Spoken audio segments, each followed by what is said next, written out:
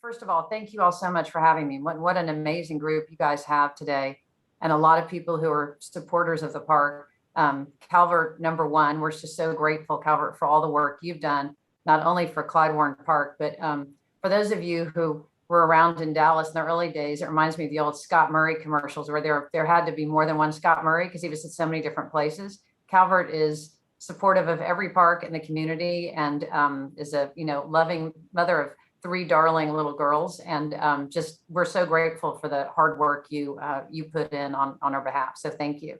But Ken, Jeff, everybody, thanks so much for having me today, and I'm thrilled to be here with April. We're as excited as we can be about that park getting up and going, and love being partnered with them in any way we can. And then appreciate the help with the expansion. Charles from Encore is one of our, Encore is a huge donor for the expansion, as are many other groups. So this park is a nonprofit and could not be done without people like you guys putting the city of Dallas on your shoulders and carrying it forward, toward the future. So big thanks. So just to kind of give you an overview a little bit of what's happening right now and what's going on. Just as a reminder, the park was started about just shy of 9 years ago. So this October will be our 9th anniversary. We're going to do a countdown to our 10th anniversary. So expect a year's worth of celebrations at Clyde Warren Park. We like nothing better than pulling the community together to celebrate traditions. In fact, we just had our Independence Day event this past Saturday night, and I'm excited to say that for the first time in a year and a half, we had 10,000 people in the park.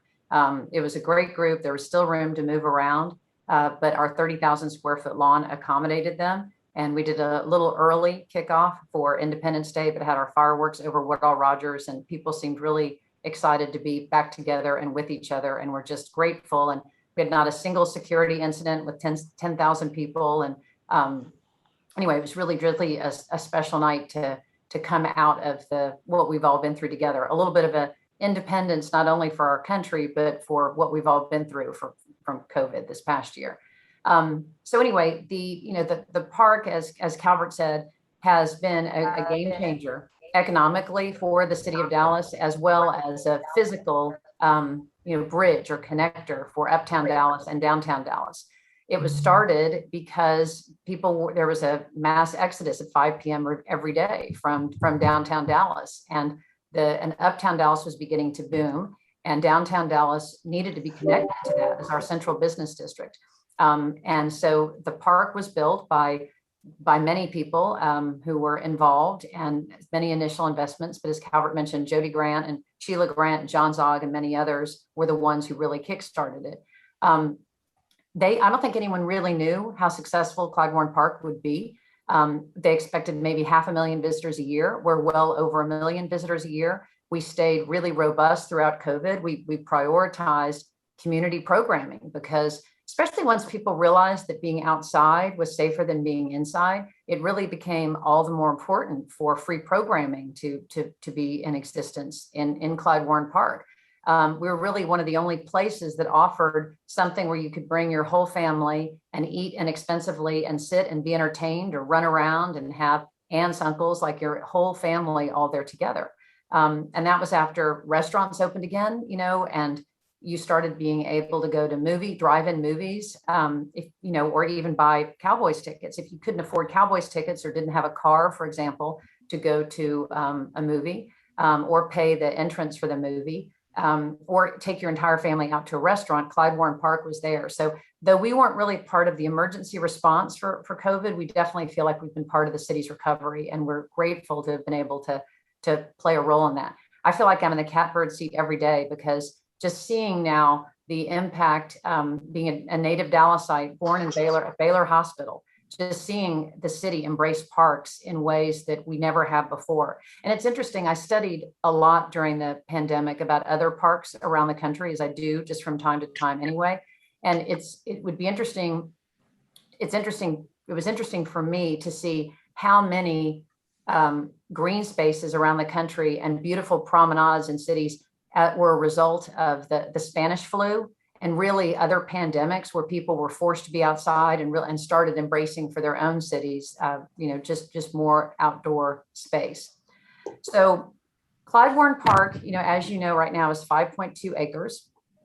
And so I'll switch a little bit to what's going on right now and then what we've got going on for the future. But the park is right now, it has our east lawn, which is on Pearl, as you guys pass Pearl going to the Arts District, if you're coming from the Crescent area, and goes all the way over to St. Paul.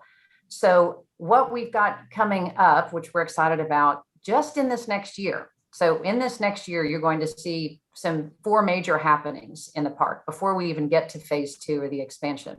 So these are what we're calling our enhancements. The good thing about doing all this work now is we've really seen how the community uses the park and how they don't use the park. And we've been able to, now we're able to respond to reflect that.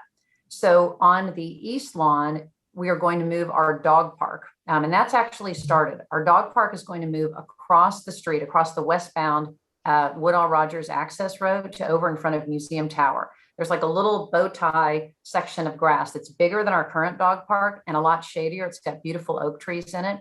And we've reached a deal with TxDOT and the city of Dallas to take over that space and manage it.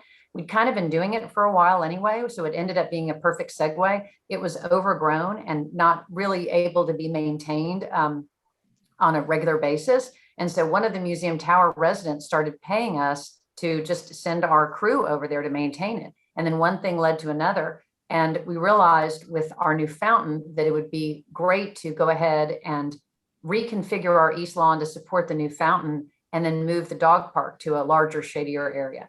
And so there's so many more residents in this area now, and more than 60% of them have dogs. And those 60 to 70% of those units all have dogs. And so they've now all been able to weigh in on what a dog park, has looked like. And so there are no water features, for example, over there. They would be rushing to get to work in the morning and take their dogs, and the dogs would get all muddy and wet, and then they'd have to dry them off, or they'd be wearing white, and the whole thing would be a mess. So there are no water features for the dogs. There's artificial turf over there that's pet friendly.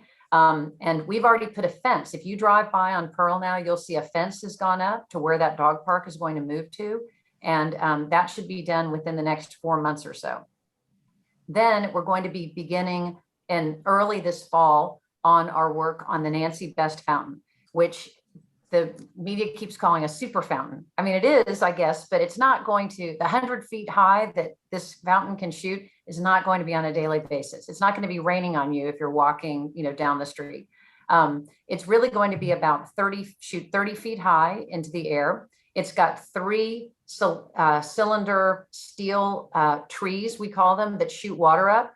And those, yes, those can shoot water 100 feet up into the air. But on an average basis, we've done a lot of wind studies. They're going to be shooting water up about 30 feet in the air. And they've got the technology to then allow that water to come down almost as light rain, so that children can actually be walking right through it, right under it, to feel the water come down. So that's why it's been said that it's the world's largest interactive fountain, because it's really the largest that does both, that allows the water to shoot up high and for the children to walk in it. And it will be programmed for holidays to music. It's going to have subwoofers and a speaker system surrounding it, so that we'll be able, for Independence Day, for example, if it were up and we have 4th of July around the corner, we'd be able to be playing the 1812 Overture and doing red, white, and blue lights for people to come and watch and see and experience. So we're excited about that. That will probably take about 8 months to build. And so by next 4th of July, we will certainly have that up and running. And again, the East Lawn, which is the area between Pearl and Olive, is going to be closed for a few months as we do that. And then we'll open it back up. So the first is the dog park. The second is the Nancy Best Fountain. The third big change you're going to see this year is Mi Casina on the park. So Mi Casina is coming into the old Sabre space. They're going to be opening at some point this fall, and they're going to be taking over not only the restaurant, but also the kiosk space, which they're going to turn into a takeout area, but also a walk-up taqueria. So we're really excited about that. That revenue is critical to the park, the revenue of the restaurant. The park budget is about $5 million a year, and about $1 million a year comes from the Public Improvement District, which is an amazing gift. each year. And then the rest we pretty much have to raise. There's earned revenue from the restaurant and the food trucks, which could go anywhere from $500,000 to $1 million. And then there's a third million that's our fundraiser, which we had to cancel last year. And then the remaining $2 million a year, revenue-wise, comes from donors and foundations and sponsors and event rentals and things like that. So that restaurant base rent and percentage rent is critical to supporting Clyde Warren Park so that we can put on free programs for the community. So that restaurant, they're hoping that they will be making $12 million a year from that restaurant, which would be a huge boost to the park. And it'll be like it'll be a Mi Cocina, but they'll be doing special things. In fact, on July 11th this year, they're doing a Mambo Miles 2-mile race on McKinney that y'all are more than welcome to sign up to. And it's going to end with Mambos in the park. Now it starts at 8 a.m. So it might be the earliest Mambo you've ever had, but apparently there'll be Mambos that are available for the people who cross the finish line. So that's an exciting element. And then the fourth element, besides the dog park, fountain, and Mi Cocina, is the children's park. So our children's park, which is our playground, is going to be doubling in size. And we've gotten a gift that we have not announced yet to name the children's park, which we're excited about. But there is a section of Clyde Warren Park which is not used at all. And that's one of those lessons learned about how the community uses the park. And it's down on St. Paul. There's a little triangular corner that is a botanical garden. It's a meditation area, and it's got native grass. Apparently, a lot of people don't want to meditate on St. Paul. And so for whatever reason, so instead, the children's park is going to double in size. And we've got some great new things that we have planned over there, some cool signature features, including a climbing wall and a tall tower that the kids can climb up into as well. And some other elements that are for they're musical elements, perhaps for children who aren't as interested in running around. Or maybe have auditory processing issues.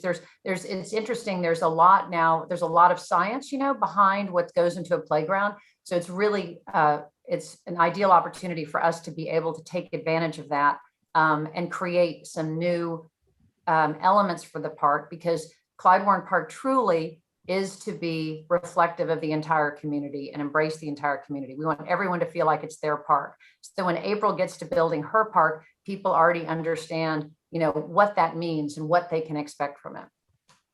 So I'll just finish with the expansion, and then I'll pass it over to April, and I'm happy to answer any questions or whatever you guys prefer. Steve, you just tell me what you'd like me to do.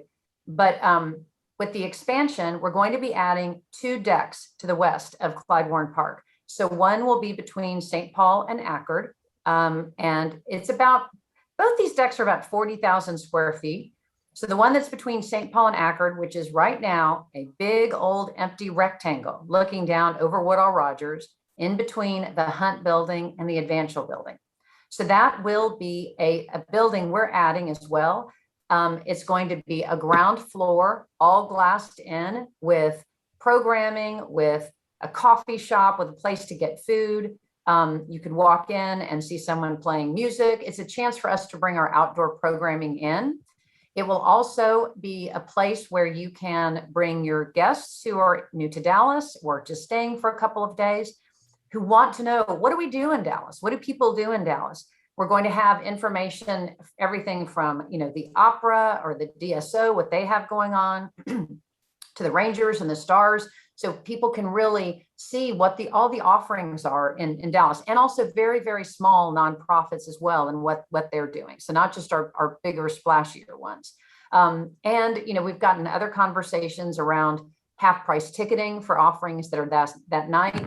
I kind of call that first floor a student union of a college. It's an indoor gathering space where there are lots of different things going on at all times. Then the second level will be an all glassed in ballroom. And that ballroom will be for weddings. It will be for corporate events. It will be for nonprofit events. And we really want to work intentionally with nonprofits throughout the community to be able to use that ballroom for free on a regular basis, so that again, we stay true to our mission of bringing free opportunities to the community. It's beautiful, and it's very much, the decor is very much, it's brought the outdoors inside, and it'll fit about 250 people seated with a dance floor and a stage. So if that gives you an idea. And then the top is a rooftop deck that we have, that has a halo of shade around it. And you will be able to sit up there. It will be open to the public, sit up there, look west. It will be a completely unobstructed view of the setting sun, the Texas setting sun. Cocktails will be up there. And you can also rent that area in conjunction with the ballroom. So you could have a party down on the ballroom space and go upstairs for a DJ after party. Or someone could maybe get married, have their wedding vows upstairs, then go down for a seated wedding reception. So we're really excited about that. And then the last part of that is of the expansion is the other deck, which is really just the U-turn off Woodall Rogers right now that goes in front of El Phoenix. And as you know, when you are getting onto Woodall Rogers right there, there's a big slope going down. So that's all going to be raised. And there will be the Jacobs Lawn, thanks to an $8 million gift from Jacobs, the Jacobs Lawn on that 40,000 square foot deck, which will be built. And it will have for 2 months a year, an ice skating rink, an outdoor ice skating rink, the size of the Rockefeller Center ice skating rink. You'll be able to check out skates and skate under the stars. We have plans for holiday markets and things like that, the way they do in other cities. We're going to be programming that space constantly. All ideas are welcome. If you guys have seen things in other cities around the country or other cities around the world, but we'd love to have book festivals, fashion shows, as I said, holiday markets, beer gardens, anything you can possibly imagine. And that area is going to be artificial turf, not the grass in the current Clyde Warren Park. To give you an idea of when we have an event in the current part of Clyde Warren Park, what it does to the grass. That event Saturday night, the grass was so loved on, as we like to say, that the grass had to be closed. Like the lawn is closed this whole week in order to recover. So what this artificial turf will allow us to do is to flip events constantly without damaging the current grass, so that we can still have events over there, but alternate between the two areas, and people can use that area for picnics or kicking a soccer ball around or whatever they want. So anyway, that's a very large nutshell, but that's really what's going to be happening in the next year of the park. And then sometime in the spring of next year, you're probably going to start seeing this expansion be built. It'll take about 18 months to build the actual decks, and then about 18 months to build what's on top of the decks.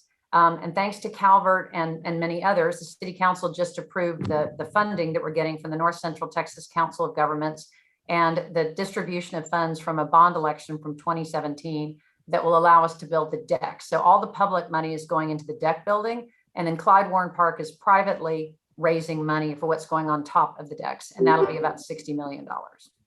So I will leave it at that. And Steve, I'm in your capable hands if you want to head to April next or do questions. I think we'll, thanks, Kit. I think we'll head over to April. Thank you so much. I do have a few slides to share, so I will run through these very quickly and so that we can get to our question period. Are you seeing those slides? Not yet. Oh, okay. All right, how about now? I think they're coming. There we go. All right, awesome, thank you.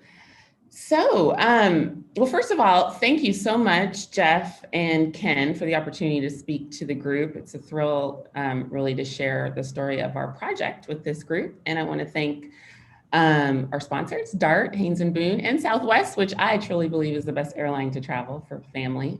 Myself and my boys and my husband love traveling Southwest. So thank you for your sponsorship and support.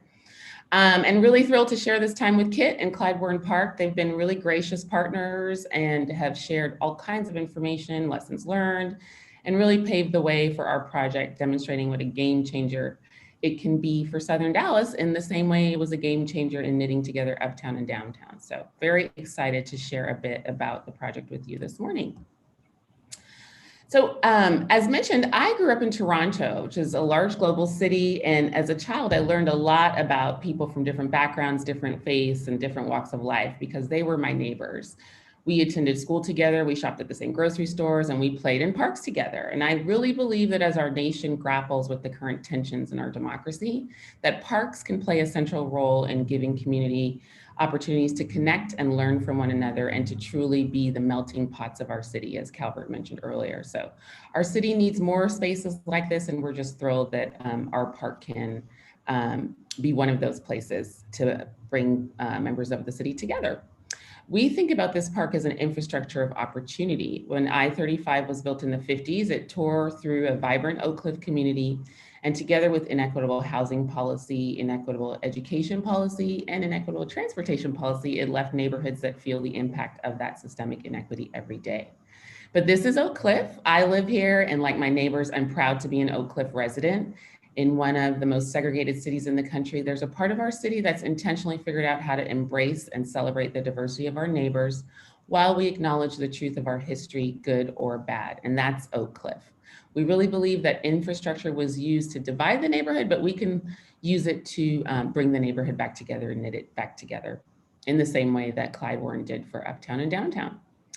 In the current state, the neighborhood surrounding the park is anything but connected. It's two very different neighborhoods divided by the freeway with the zoo in the middle on the east side. But we believe this infrastructure of opportunity can help knit the neighborhood back together and be a place where we add depth to our community roots and where the rest of our city can come and see what it's like to live in a really connected community.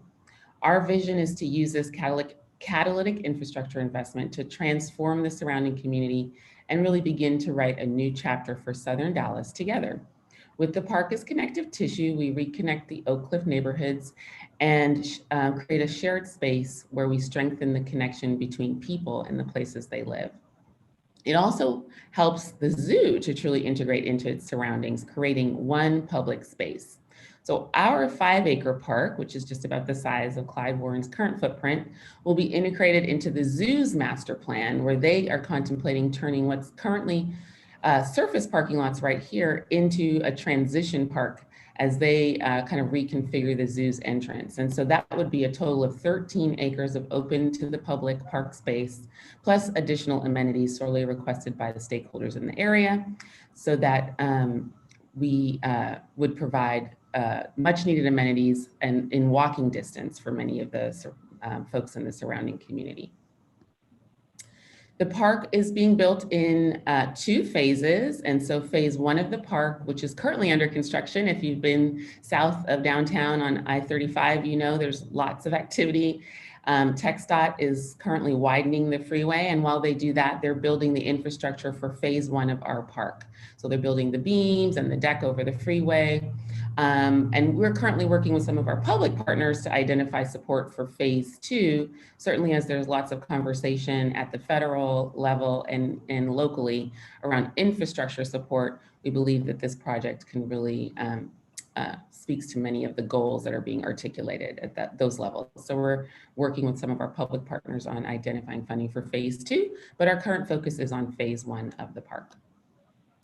We talk about the fact that the park has already become a bit of a nexus of connectivity. Just the announcement of the park spurred a lot of activity around connection. And so there are already several opportunity zones that were announced in and around the park. The Oak Farms project, which is right here, had a municipal management district instituted a session ago, not this last session, but the one before.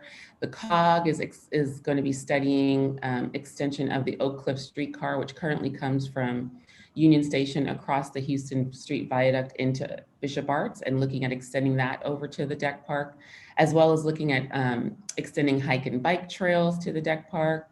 The city of Dallas is completing, or will be doing, a complete streets project along Ewing, so that will turn it into a much more pedestrian-friendly boulevard. So all of those projects will help to create some real connections to the park, but also to the existing transportation infrastructure, like the DART station over at the zoo. We also talk about the fact that there are so many flourishing developments in other parts of the city, certainly West Dallas, of course, downtown, into Bishop Arts, and even down 67 at Redbird. But you see there's a dearth of activity on the east side of 35. And so we really believe that this project can catalyze and kind of extend some of that momentum that's happening over on the west side of 35 into these neighborhoods on the east side.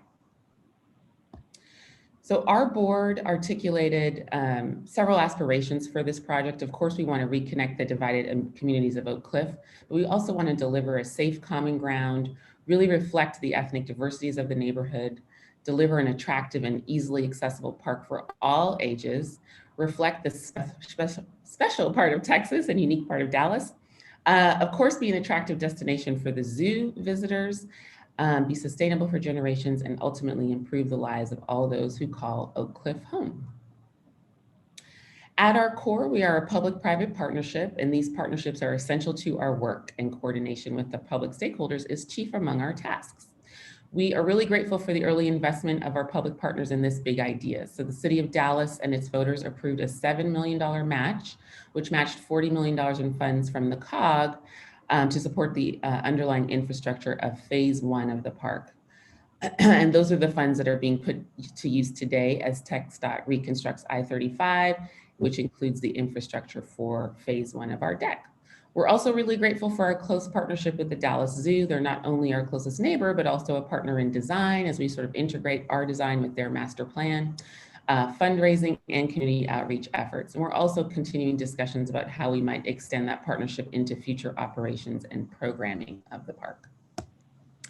Just to give you an idea of where we are in terms of funding on phase 1, we estimate a total cost of $82 million, and together with public funds and about $4 million that we've raised in private funds to cover design and sort of short-term overhead, we're at just about $51 million raised so far. And now that we've got a park design and master plan, we are going back out to the community for support on construction of the park. We also partnered with UNT Dallas's business school to conduct an economic impact analysis, and they identified almost $1 billion of economic impact just from the phase 1 park in the first 5 years. That, of course, is driven by the park visitors. So the zoo currently has roughly 100,000 visitors a month. So those 100,000 visitors would of course be dropped at our front door, but they've also identified, their urban planners have identified that they could really grow their attendance if they had another venue nearby. And so we really expect that the park and the zoo will have synergies that help us to grow attendance for both. Of course, there's an expectation of new residents, property value that will, property tax revenue that will certainly benefit the city, and of course, retail and restaurant sales and sales tax driven by that growth. Centering our project in equity was a really important pillar for our foundation, and so we were thrilled to get a generous grant from the Caruth Fund, Communities Foundation of Texas, to underwrite an equitable development plan. While HKS Architects and its team was managing the physical components of the park design, we had another consultant leading the equitable development process, which focused on the park's overall impact on the surrounding area. While separate, the design and equity processes were complementary and play a crucial role in creating a welcoming space for the entire neighborhood to enjoy for years to come. We really wanted to give folks in the surrounding community a seat at the table as we talked about design, but also about how the park can benefit the surrounding community for years to come. And so that equity plan was framed in 6 focus areas: history and culture, health and wellness, educational opportunities, economic development, diverse housing options, and safe and stable neighborhoods. We conducted extensive community engagement over the last year, upwards of 10 to 12 community meetings, co-created this plan with the community, involved many stakeholders, neighborhood association presidents, area nonprofit leaders, et cetera, in each of these areas, just to ensure that the design and programmatic plan for the park really reflects the needs of the surrounding community. And we've got a final plan that we'll be rolling out in the near term publicly, but we have already started to implement some of the recommendations that came from that plan. So for instance, We have a partnership with Bank of America. I see Emily Ledette is joining us this morning, where we are doing a financial literacy series, offering a quarterly education series, currently virtual, where we're sharing information with our community members around things like budgeting and planning, credit worthiness. We're also working with some of our partners at the other regional chamber and some of our local chambers around how we can prepare some of our area business owners to participate in the actual construction of the park, and maybe even invite some of the folks who participate in workforce training around construction in the neighborhood to also take advantage and participate in the construction of the park. So being really thoughtful about how we can ensure this park benefits all. Then just to jump into the design of the park, we took all of the input we've gathered from the equitable development process together with the research our design team did to narrow in on these design goals. Of course, by virtue of where the park is on I-35, it will be a gateway to Dallas. We want it to feel distinctly Oak Cliff. We're very proud of our culture and history here at Oak Cliff. We want it to be very responsive to the public realm. We wanted to integrate with the Dallas Zoo, integrate with the neighborhood, of course, and be very accessible and connected.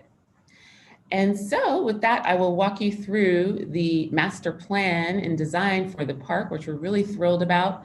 This is the entire 5-acre park. Zoo on this side, and this is Ewing. This is Marsalis on this end, so from Marsalis to Ewing. There is an elevation change from Marsalis to Ewing, so we get to take advantage of that with some interesting vertical interest in the park. But just to walk you through it, there is a pedestrian ADA bridge that would come in over from the zoo's future park area. So this is currently surface lot at the zoo, but they, in their master plan, intend to shift that into future park area, move the giraffe over to this corner. There's a parking garage as well on this end that's sort of tucked in to that hill, so would be at grade, excuse me, on this end.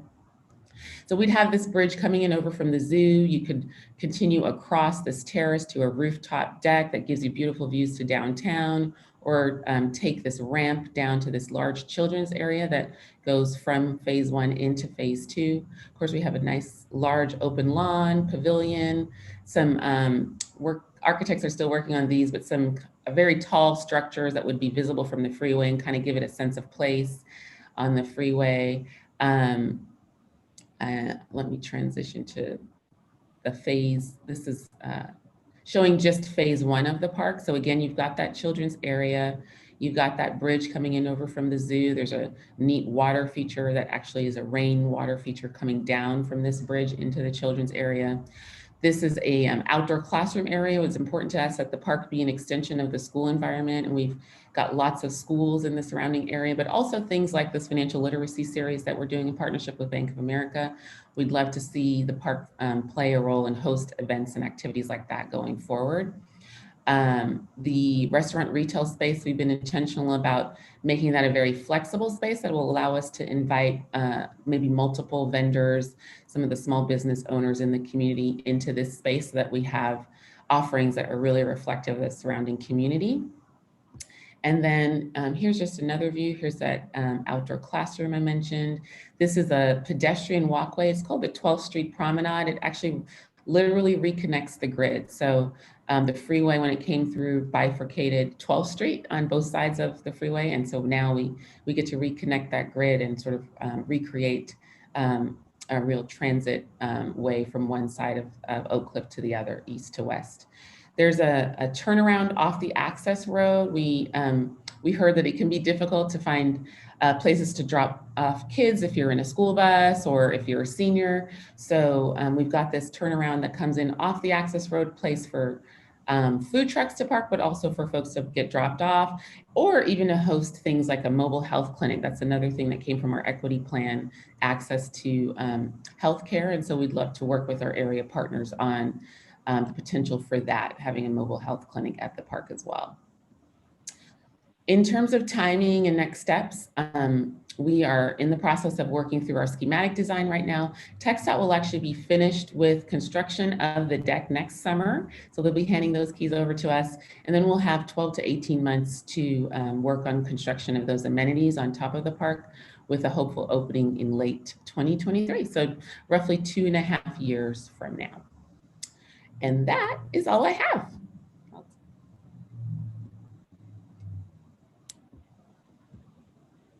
Thank you so much, April and Kit. It's wonderful to hear about all the great things that are happening with the deck parks in our city. And of course, thanks to Calvert for your great words about the collaboration with the Parks Department and the city. And we're all very excited for the expansion of Clyde Warren, as well as what's coming with the Southern Gateway. So I've got some questions, but of course, we always want to hear from our attendees. So if you've got a question for April or for Kit, please go ahead and post it in the chat and we'll call on you to ask the question. But first, Kit and April, talk to me briefly about how you all are collaborating with each other to learn about best practices. April, I know Kit's got a little bit of a head start with what's happening with Clyde Warren, and you all can learn from that. But tell me about how you all are collaborating with each other to make sure that these parks can be the best that they can be. I'll start, April, if that's okay. So we've had a series of meetings, and then we went very quickly into Zoom calls because of the pandemic. And so we're very excited to partner with Southern Gateway, and we're thrilled with what's going on with the Parks for Downtown Dallas and all these different parks. We were all slowed down a little bit, just trying to focus on our own parks to get through this past year. But we are, we're sharing information, sharing ideas, we're sharing resources. There are some common folks who are working on both the projects, which I think really, really helps a lot. And one of the things that is important to us at Clyde Warren Park is that we do the best we can do, because there is a ripple effect from what we're doing. Because we are the oldest of these groups, we really want to make sure that we achieve everything we possibly can, so that others, donors, can be inspired to fund throughout the area, so that people in the community can be inspired about how they can use these facilities. Because April doesn't want that park going unused. We don't want Clyde Warren Park going unused. So it's not only within Dallas, but even beyond. I mean, we have people, when people were traveling, and they're traveling again, as we discussed, cannot tell you the number of people who came from around the country and around the world to see Clyde Warren Park, because of the economic impact that it could potentially have on their city. You saw April's numbers. The original city investment in Clyde Warren Park is about $20 million. Clyde Warren Park since then has been returning about $30 million a year to the city. So it was a great economic impact, and we all want better streets. We all want money to go into schools. We all want money to go into hospitals. And so there's some really smart city planners who know that this kind of investment can bring that kind of money because of the incremental tax revenue that comes with the buildings around this. And that's going to be the way we pay for a lot of this stuff. So it's definitely in our best interest to keep working together as much as possible. So April. Yes, 100%. I like to say we really stand on the shoulder of giants, that giant being Clyde Warren Park and the team that, has continued to work to make it the fantastic place that it is. So, they've been super, super helpful in kind of one-on-one conversation. Their board members have been very gracious in sharing information and lessons learned as we went through our design process. We actually, as Kit mentioned, we share some team members even. Our program manager is a program manager who's kind of become a deck park guru as a result of his work with Clyde Warren. So we are appreciative of their willingness, and again, they've demonstrated what kind of a game changer this kind of project can be for a city. And so we're just hopeful and excited about the potential that this project has in terms of being a game changer for Southern Dallas. Thanks very much, April and Kit. One more question from me, and then I'll turn it over to some audience questions. But where else are we seeing deck parks throughout the world? And are you taking inspiration from other projects similar to these, or is Dallas really the leader on deck parks? April, I'll probably jump in first on that one too. when I started at Clyde Warren Park 3 years ago, I thought, and originally Clyde Warren Park did obviously take inspiration from other places. Bryant Park, for example, in New York is a heavily programmed park. And we really wanted to make this place something that, as I said, was not only reflective of the community and all the cultural diversity and talent that we have in the community, but also some place that people felt safe coming. And the programming leads to that. And, you know, we have our demographics, so there are actually more women than men who come to the park. We have 24-hour security. So a lot of that we learned from other parks. The tide has turned, though, a little bit. And it's kind of fun for Dallas. I don't think we feel like we're typically the city that people look to for inspiration for how to do something, you know, in their cities, but they really are. The way the city has embraced Clyde Warren Park has been a shock to everyone. And there are 3 deck parks, for example, being contemplated in Atlanta alone. And there are over 100 around the country. There's also there's the whole Rails to Trails movement just in general, which is really going to green up this country and make the space more usable for communities and unite communities. You know, in Atlanta, the Beltline, which connects so many different communities on the old railroad track, has been incredibly successful, going through more than 40 neighborhoods. So I think people are really excited about the promise of this. And I said, on top of it, not only are you building a park and stitching a community back together, which to April's point earlier was potentially busted through with the creation of highways, for example, but you're also creating a massive economic impact for cities, which then allows the cities to pay for city services that are desperately needed. Nothing to add. Great. Thanks, Kit, April. First question is from Elaine Jen with WSP. Hi, Elaine. How are you? Hi, I'm doing good.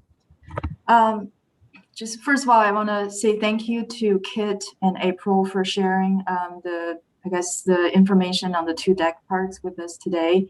I was fortunate enough to be involved in the bridge deck structural design as part of the TxDOT Southern Gateway project.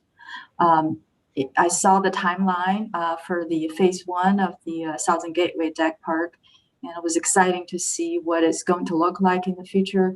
I'm wondering, has there been any discussions for the phase 2 part of the deck park in terms of timeline? Question for April.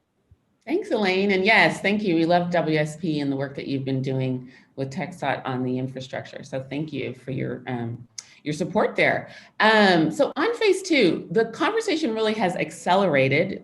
We don't have a definite timeline, but it definitely has accelerated because of the interest in infrastructure investment. And as we know, this infrastructure investment has the potential to have such a huge economic impact and return for the city. So I would say that it's heightened our work on phase 2 because of the interest in infrastructure investment that is, and the conversation around that's happening really across the country, but very much locally as well. But no definite timeline at this point. Thank you very much. Thanks, Elaine, for that question. Next question is from Nevin Grinnell, one of our sponsors. Nevin is with DART. Hey, Nevin, welcome. Morning. My question is for April. And I don't know if you can comment on this or not, but can you shed some light on some of the intended development that's adjacent to the deck park?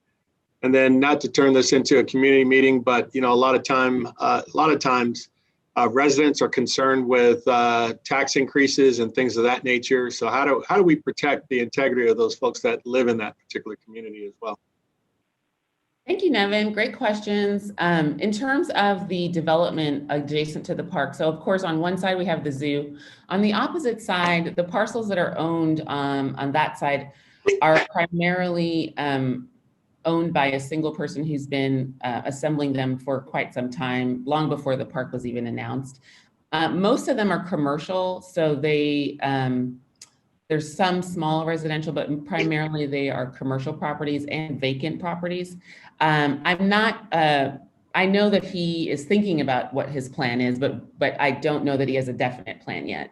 But to sort of segue into your second question, what's important to us at the park is, of course, to play a role where we can convene stakeholders like that. So, we want to be able to bring stakeholders like that property owner together with some of the existing residents and neighborhood leaders so that they can discuss and partner at least on what the future plans are. I do know, and in part because of the work that we've been doing with that property owner, that he's very committed to ensuring that there are affordable options in whatever the development becomes. So that I know that that's a part of his priority, and very important to us at the park as well.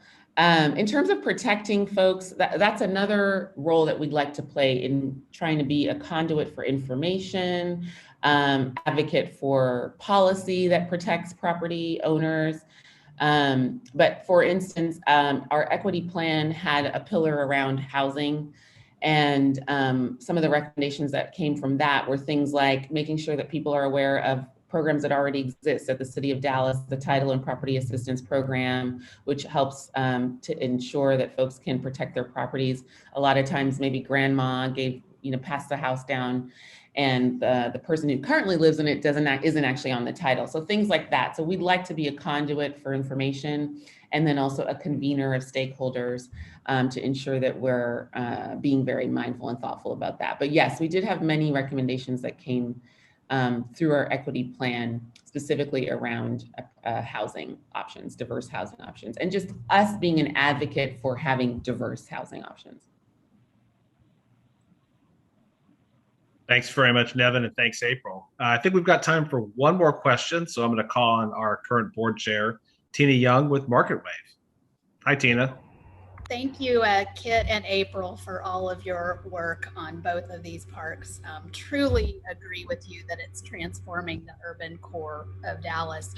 My question actually is for Kit, and I may have missed I may be a chapter behind on what's been discussed and announced, but is that the new building that you talked about, that beautiful glass building with the first floor info center, is that going to be the future home of Visit Dallas, or has that idea changed?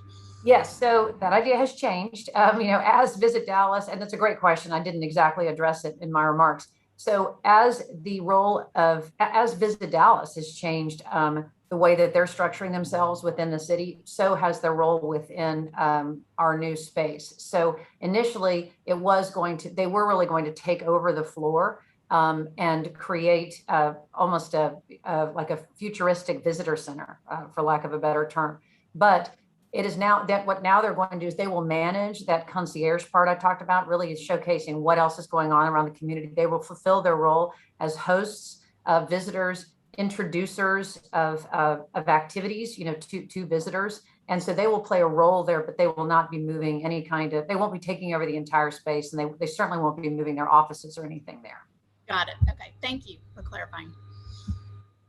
Great. Thanks very much, Tina. Well, we are right at 11 o'clock, so that was a perfect question to end us on. Thanks again to everybody for being here. I'm going to turn it back over to Steve Cisneros with Southwest Airlines to close us out. Thanks, Jeff, very much. So first, I want to thank Kit and April for phenomenal presentations. Kit, Klein Warren is transformative for the entire community. It's really been a smash and success. And just the update on Mi Casina coming to Klein Warren. I mean, what a great ad for Klein Warren for a local brand that everyone knows and is going to love. So great work leading that. And April, congratulations on Southern Gateway. That's going to be transformative for South Dallas and your leadership there. I mean, really wonderful, wonderful presentations. And Calvert, thank you for your updates on the work that you're doing and tying all these groups together. One, I want to thank them, all three speakers.